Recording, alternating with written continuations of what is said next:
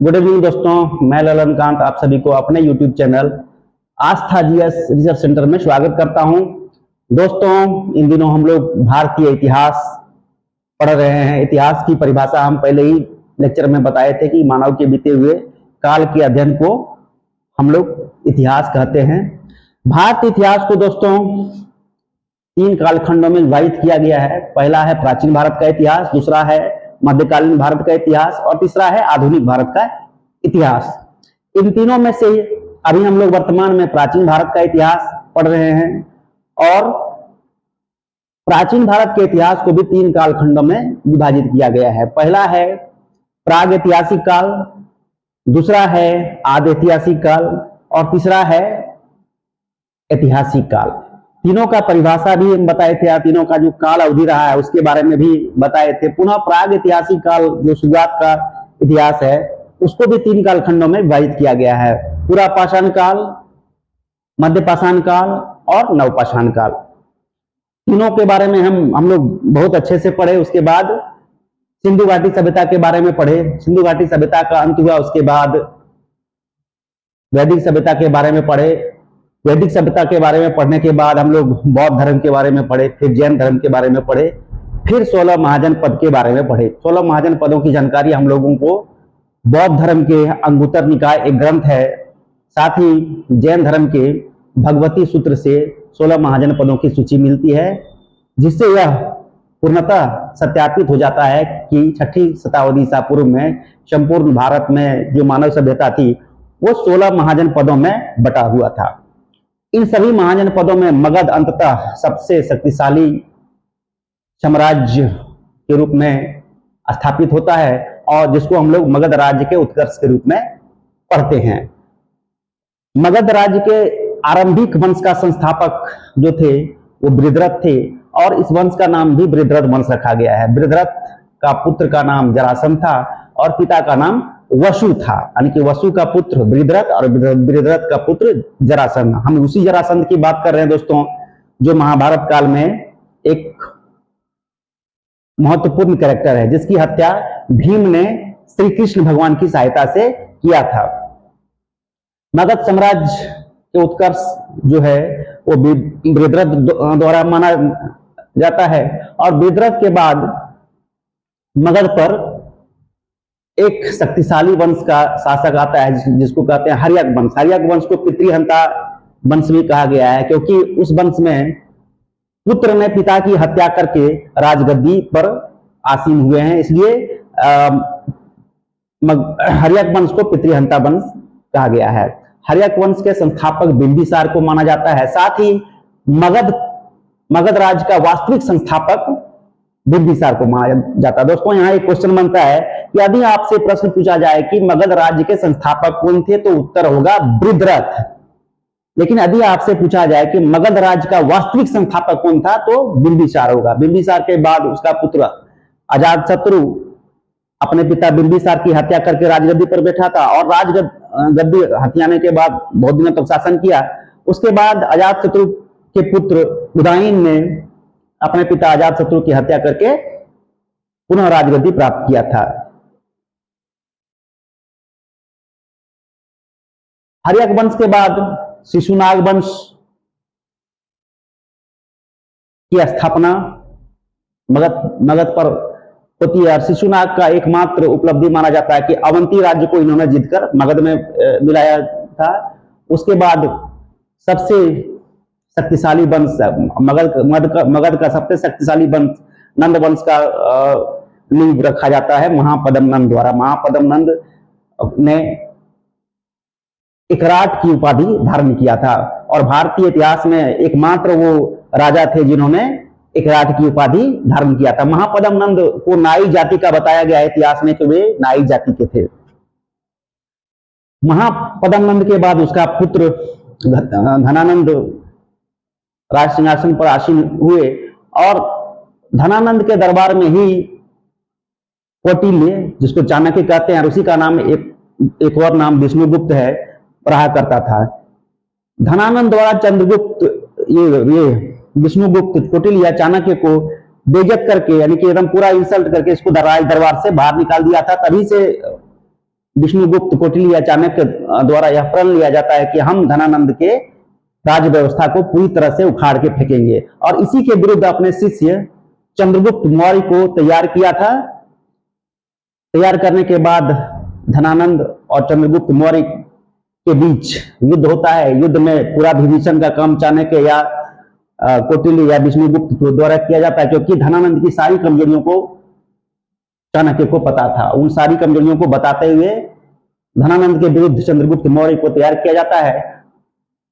युद्ध में चंद्रगुप्त मौर्य विजय होता है। युद्ध में ही धनानंद की हत्या कर दी जाती है और मगध पर मौर्य वंश की नींव पड़ती है। नींव पड़ते ही चंद्रगुप्त मौर्य ने अपना प्रधानमंत्री चाणक्य को नियुक्त किया था।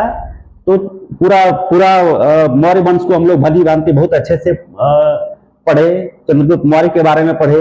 फिर मौर्य के बाद उसका पुत्र बिंदुसार राजा बना था, बहुत अच्छे से पढ़े। फिर अशोक सम्राट के बारे में पढ़े, मौर्यकालीन कला संस्कृति अर्थशास्त्र के बारे में पढ़े। उसके बाद मौर्य वंश का अंतिम शासक जो था उसका नाम भी बृहद्रथ ही था। बृहद्रथ की हत्या उसके सेनापति पुष्यमित्र शुंग ने किया था और मगध पर शुंग वंश की नींव रखी थी। ये एक ब्राह्मण जाति के थे और अंतिम मौर्य शासक बृहद्रथ की हत्या करके शुंग वंश की नींव रखी थी।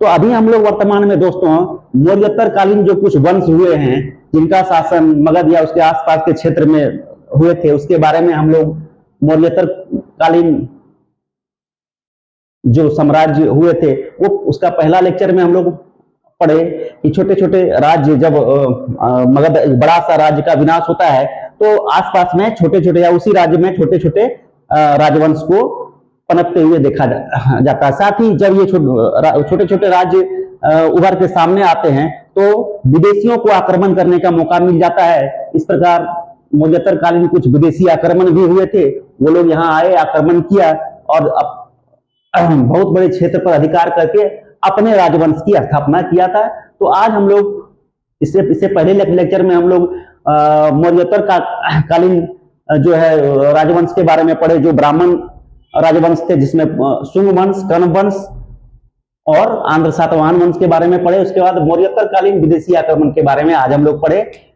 जिसमें हिंद यूनानी जिसको बैक्ट्रियाई या ग्रीक भी कहते हैं, उसके बाद शक, फिर पहलव, फिर कुषाण। ये क्रम भी दोस्तों कभी कभार एग्जाम में पूछ दिया जाता है कि सबसे पहले हिंद यूनानी आए थे, फिर शक आए थे, फिर पहलव आए थे, फिर कुषाण आए थे। 1 नंबर 2 नंबर ये क्रम है दोस्तों, 3 नंबर और ये फिर 4 नंबर पर सबसे लास्ट में कुषाण आए थे। तो आइए हम लोग शुरू करते हैं। हम फिर से आप सभी को अपने YouTube चैनल आस्था जीएस रिसर्च सेंटर में स्वागत करते हैं। दोस्तों सबसे पहले हिंद यूनानी आए थे जिसको ग्रीक या बैक्ट्रियाई भी कहते हैं। तो सबसे पहला आक्रमण बैक्ट्रियाई ने किया था, बैक्ट्रिया के शासक डेमेट्रियस ने किया था। सबसे पहला आक्रमण बैक्ट्रिया के शासक डेमेट्रियस ने किया था और पश्चिमोत्तर क्षेत्र के बहुत बड़े क्षेत्र पर अधिकार कर लिया था। इन्होंने अपनी राजधानी साकल या सियालकोट को बनाया था। ये लोग हिंदू कुश पर्वत को पार करके आए थे। हिंदू कुश पर्वत जो कि हिमालय पर्वत श्रेणी की एक शाखा है, जो अफगानिस्तान, वर्तमान में हिंदू कुश पर्वत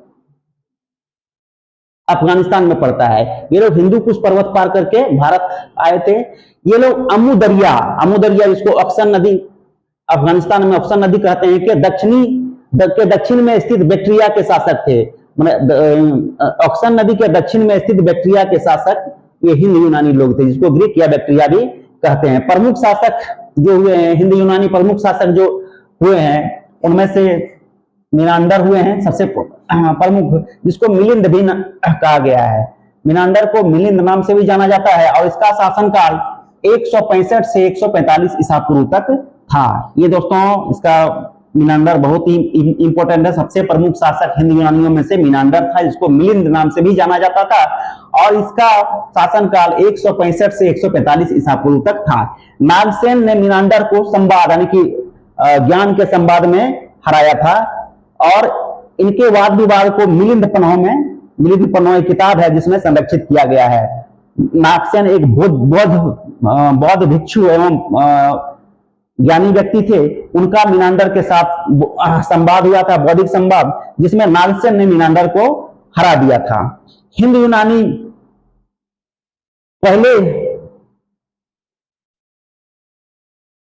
ऐसे शासक थे जिन्होंने सोने के सिक्के जारी करवाया था, यानी कि हिंद यूनानी पहला शासक हुए जिन्होंने पहली बार भारतीय भूभाग पर सोने के सिक्के जारी करवाए थे तथा सिक्कों पर शासक का नाम भी लिखवाया। सिक्कों पर शासक का नाम अंकित करवाया। इससे सिक्कों पर जिन शासकों का नाम अंकित करवाया, इससे यह पता चलने लगा कि ये शासक जो है किस काल में रहे होंगे। यूनानी कला का विकास हुआ, पश्चिमोत्तर क्षेत्र में यूनानी कला का विकास हुआ, जिसे हेलेनिस्टिक आर्ट कहा जाता है। हेलेनिस्टिक या आर्ट कहा जाता है। यूनानी कला का विकास हुआ, यानी कि यहाँ पर जब हिंद यूनानी अपने राजवंश को स्थापित करने में सफल पाए तो इससे हिंद यूनानी कला का विकास हुआ। गंधार कला का भी विकास हुआ था। गंधार कला जो कि पश्चिमोत्तर क्षेत्र का एक महत्वपूर्ण कला है, उसका भी विकास हुआ था। नाटक में पर्दा उठाने और पर्दा गिराने की प्रथा का शुरुआत, जो नाटक होता है दोस्तों, तो जब नाटक शुरुआत होता है तो देखते हैं कि पर्दा उठा दिया जाता है और नाटक खत्म होते हुए पर्दा सटा दिया जाता है, गिरा दिया जाता है। तो इस प्रथा की शुरुआत हिंद यूनानियों ने ही किया था। आइए एक बार फिर से हम रिकॉल कर देते हैं। सबसे पहला शासक मौर्योत्तर कालीन विदेशी आक्रमणकारियों में सबसे पहला शासक बैक्ट्रियाई थे। बैक्ट्रिया के शासक डेमेट्रियस ने आक्रमण किया था। इसकी राजधानी साकल या सियालकोट थी। ये लोग हिंदू कुश पर्वत पार करके आए थे। ये लोग अम्मू दरिया, जिसको ऑक्सन नदी कहते हैं, के दक्षिणी सीमा पर स्थित बैक्ट्रिया के शासक थे। प्रमुख शासक मीनांडर या मिलिंद था, जिनका शासनकाल 165 से 145 ईसा पूर्व तक रहा था। नागसेन ने मीनांडर को बौद्धिक संवाद में हराया था, यानी कि एक दूसरे से प्रश्न उत्तर का विवाद होता है, यानी कि टक्कर होता है, जिसमें नागसेन ने मीनांडर को हरा दिया था, जिनको मिलिंद पन्नों नामक पुस्तक में संरक्षित किया गया। इन दोनों के विवाद को संरक्षित रखा गया है। हिंद यूनानी पहले ऐसे शासक थे जिन्होंने भारत में सोने के सिक्के जारी करवाया था तथा सिक्कों पर शासक का नाम भी अंकित करवाया था। यूनानी कला, जिसको हम लोग हेलेनिस्टिक कला कहते हैं, उसका विकास होता है। हिंद यूनानी के आने से यूनानी कला का विकास हुआ तथा गंधार कला का भी विकास हुआ था, जो यूनानी और भारतीय कला के मिश्रण से एक नई कला का विकास हुआ, जिसको गंधार कला नाम दिया गया है। नाटक में पर्दा गिराने और पर्दा उठाने की प्रथा का शुरुआत हिंद यूनानियों ने ही किया था। हिंद यूनानी के बाद जो शासक आए थे वे थे शक को सिथियन भी कहा जाता है। शक को सिथियन भी कहा जाता है। यूनानी के बाद शक आए। यूनानी के बाद भारत पर आक्रमण करने वाले मौर्योत्तर कालीन विदेशी आक्रमणकारी शक थे।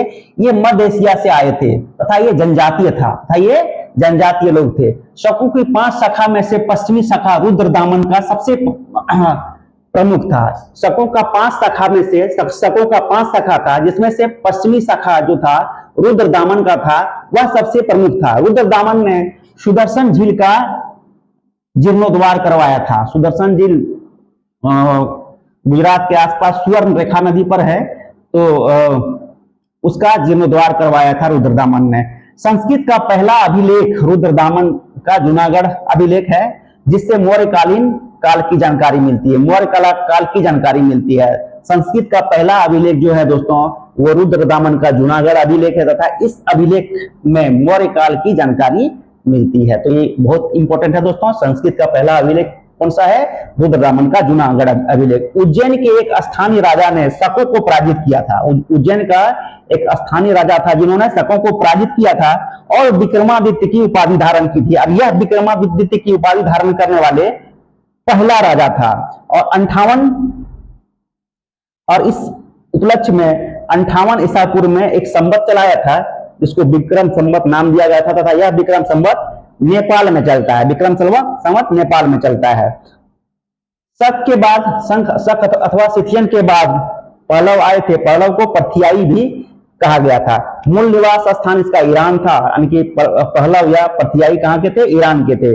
राजधानी तक्षशिला, इन्होंने अपनी पल्लवों ने अपनी राजधानी तक्षशिला को बनाया था। प्रमुख शासक गोंदो फर्निस था, प्रमुख शासक का नाम गोंदो फर्निस था। तथा इसका एकमात्र मेन पॉइंट बनता है सेंट थॉमस नामक पादरी, सेंट थॉमस नामक पादरी।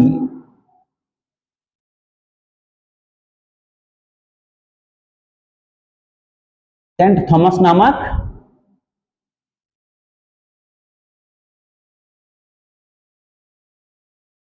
पादरी इनके काल में भारत आया था। सेंट थॉमस नामक पादरी गोंदन फर्निस नामक राजा के काल में भारत आया था। पल्लव के बाद, पथियाई के बाद कुषाण वंश, जिसको यूची वंश भी कहते हैं, कुषाण वंश का शासक भारतीय क्षेत्र पर पड़ता है। ये लोग भी मध्य एशिया से आए थे, ये लोग भी, कुषाण लोग भी मध्य एशिया से आए थे और लगभग ये चीन से आए थे। कुषाण चीन के यूची या तोखरी जाति से संबंधित था। कुषाण लोग जो थे, कुषाण चीन के यूची या तोखरी जाति से संबंधित थे। संस्थापक कुजुल कड़फिसेस, कुषाण वंश का संस्थापक कौन था? कुजुल कड़फिसेस। कुजुल कड़फिसेस के बाद दूसरा शासक जो हुआ था वीन कड़फिसेस हुआ था, तथा वीन कड़फिसेस ने इस वंश में सबसे पहले सोने के सिक्के जारी करवाया था, तथा ये शैव धर्म को मानते थे। वीन कड़फिसेस जो थे, इन्होंने इस वंश में सबसे पहले सोने के सिक्के जारी करवाए थे, तथा वीन कड़फिसेस शैव धर्म को मानते थे, शैव यानी भगवान शिव को मानते थे। सबसे प्रमुख शासक कनिष्क हुए हैं। इस वंश के सबसे प्रमुख शासक कनिष्क हुए थे। 78 ईस्वी में ये राजा बना था। 78 ईस्वी में ये राजा बना था। राजा बनने के उपलक्ष्य में इन्होंने 78 ईस्वी में कैलेंडर चलाया था, जो शक संवत कहलाता है। शकों को हराने के उपलक्ष्य में राजा बनते ही इन्होंने क्या किया था? शकों को हराया था, तथा शकों को हराने के उपलक्ष्य में 78 ईस्वी में एक कैलेंडर चलाया जो शक संवत कहलाता है। तब भारत सरकार द्वारा वर्तमान में इसी कैलेंडर का उपयोग किया जाता है। 78 ईस्वी में चलाए गए कनिष्क के कैलेंडर को शक संवत कहते हैं, तथा यह कैलेंडर शकों को हराने के उपलक्ष्य में राजा कनिष्क द्वारा चलाया गया था। कनिष्क की राजधानी पुरुषपुर था, जिसको पेशावर अभी वर्तमान में पेशावर कहते हैं, जो पाकिस्तान में पड़ता है। तो कनिष्क की राजधानी पुरुषपुर या पेशावर थी। इसकी दूसरी राजधानी मथुरा थी। इसकी दूसरी राजधानी मथुरा थी। कनिष्क ने रेशम के मार्ग पर टैक्स लगाया था। इससे रेशम के मार्ग पर टैक्स लगाने से क्या हुआ था? कनिष्क के पास बहुत अधिक पैसा हो गया था। तथा भारतीय इतिहास में कनिष्क ऐसे राजा हुए हैं जिन्होंने सबसे शुद्ध सोने के सिक्के चलवाए थे, सबसे शुद्ध सोने के सिक्के चलवाए थे। तो सबसे पहले सोने के सिक्के अगर पूछा जाए तो हिंद यूनानी में चलवाया था, तथा सबसे अधिक मात्रा में भी हिंद यूनानियों ने ही चलवाया था। लेकिन सबसे शुद्ध सोने के सिक्के कनिष्क के राज में चलता था। कनिष्क ने रेशम मार्ग पर टैक्स लगाया था। ये भी बहुत इंपॉर्टेंट है फैक्ट दोस्तों। कनिष्क ने रेशम मार्ग पर टैक्स लगाया था, जिससे इससे बहुत पैसा इसके पास हुआ था, और जिस कारण इन्होंने सबसे शुद्ध सोने के सिक्के चलवाए थे। कनिष्क बौद्ध धर्म की महायान शाखा को मानने वाले थे। कनिष्क बौद्ध धर्म के महायान शाखा को मानने वाले थे। गंधार और मथुरा कला का विकास सबसे अधिक कनिष्क के काल में ही हुआ था। कनिष्क के दरबार में चरक, सुश्रुत और नागार्जुन जैसे विद्वान रहते थे। चरक द्वारा लिखित पुस्तक है चरक संहिता, जो आयुर्वेद का एक बहुत ही अच्छी पुस्तक। सुश्रुत भी राजवैद्य ही थे, और नागार्जुन को भारत का आइंस्टीन कहा जाता है, वो यही नागार्जुन है। सबसे अधिक मात्रा में तांबे के सिक्के इन्होंने चलवाए थे।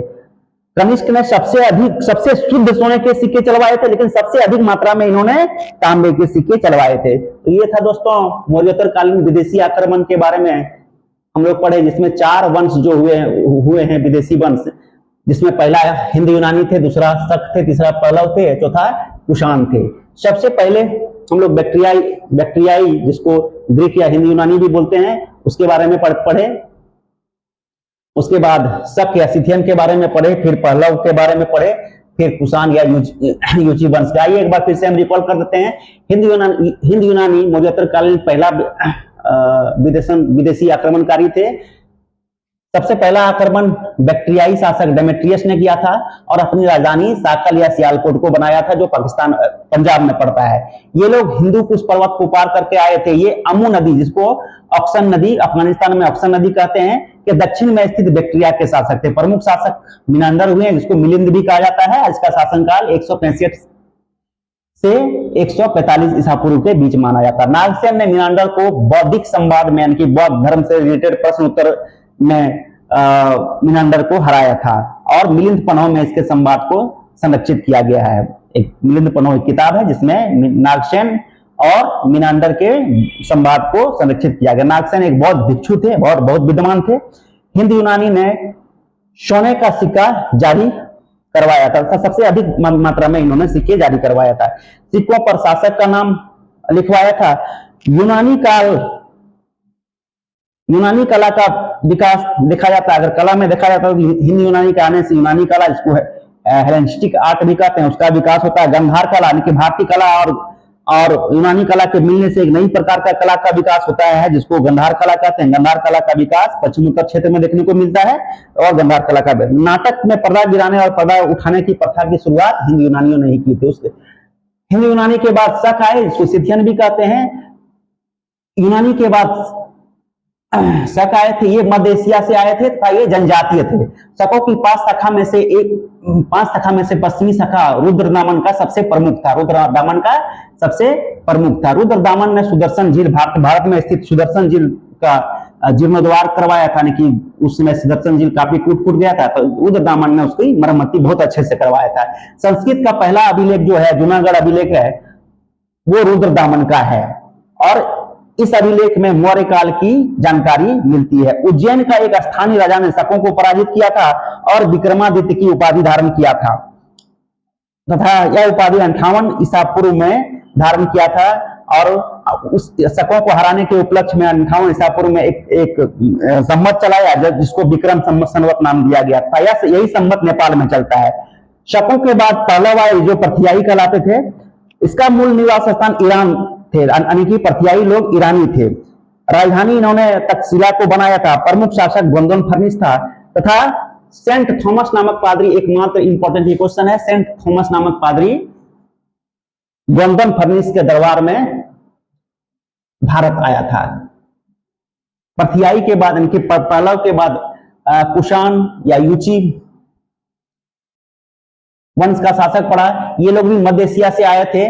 कुषाण चीन के यूची या तोखरी जनजाति से संबंधित था। इसके संस्थापक, कुषाण वंश के संस्थापक कुजुल कड़फिसेस थे। कुजुल कड़फिसेस के बाद विम कड़फिसेस दूसरा शासक था। विम कड़फिसेस ने इस वंश में सबसे पहले सोने के सिक्के जारी करवाया था। ये तथा विम कड़फिसेस शैव धर्म को मानने वाले थे। सबसे प्रमुख शासक कनिष्क थे, जिन्होंने 78 जो राजा जो बने थे, 78 ईसा पूर्व में राजा बना था। 78 ईसा पूर्व में ही इन्होंने शकों को हराया था। तो शकों को हराने के उपलक्ष्य में एक कैलेंडर चलवाया था जो शक संवत कहलाता है। वर्तमान में भारत सरकार द्वारा शक संवत उपयोग में लाया जाता है।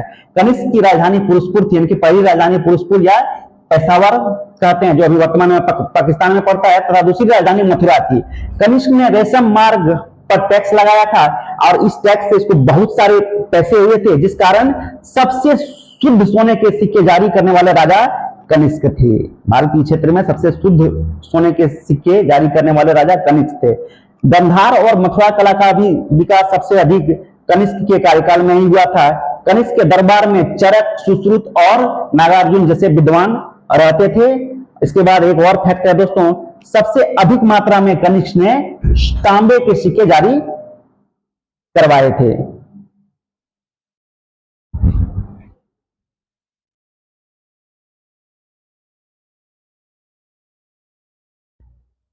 माफ कीजिएगा दोस्तों, एक इंपॉर्टेंट कॉल आ गया था। फिर से आप सभी का हमारा चैनल आस्था जीएस रिसर्च सेंटर में स्वागत है।